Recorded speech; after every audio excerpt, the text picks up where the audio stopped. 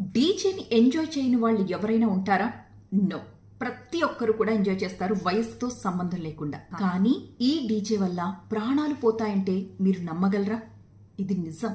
జర్మనీలోని ఒక వర్సిటీ దీని మీద ఒక అధ్యయనం చేసింది. డీజేకి వెళ్ళొచ్చిన కొన్ని గంటల్లోపే చనిపోవడానికి రీజన్ ఏంటి అని జరిపిన అధ్యయనంలో తేలిన విషయాలు ఏంటంటే, ఆ సమయంలో మీరు ఎంతో ఉల్లాసంగా ఉత్సాహంగా డాన్సులు వేస్తూ స్టెప్పులు వేస్తూ కోలాహలంగా ఉంటుంది కదా అక్కడ వాతావరణం అంతా. మీ బాడీ కొన్ని సంకేతాలు ఇస్తుందట మీకు.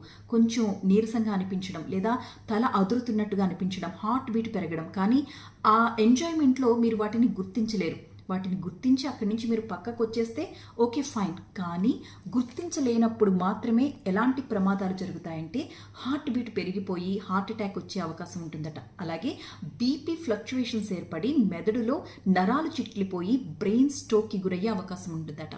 ముఖ్యంగా గర్భిణులు 4 నెలల తరువాత, 4 నెలలు నిండిన తరువాత ఎట్టి పరిస్థితుల్లో కూడా ఆ డీజే సరౌండింగ్స్ కూడా మీరు వెళ్ళకూడదు. ఎందుకంటే మనుషులకే ఇంత ప్రమాదం ఉంటే గర్భంతో ఉన్న సమయంలో మన బాడీ చాలా సెన్సిటివ్గా ఉంటుంది. లోపల అప్పుడప్పుడే పెరుగుతున్న శిశువు ఉంటుంది. ఆ శిశువు ఈ శబ్దాల్ని అస్సలు తట్టుకోలేదు.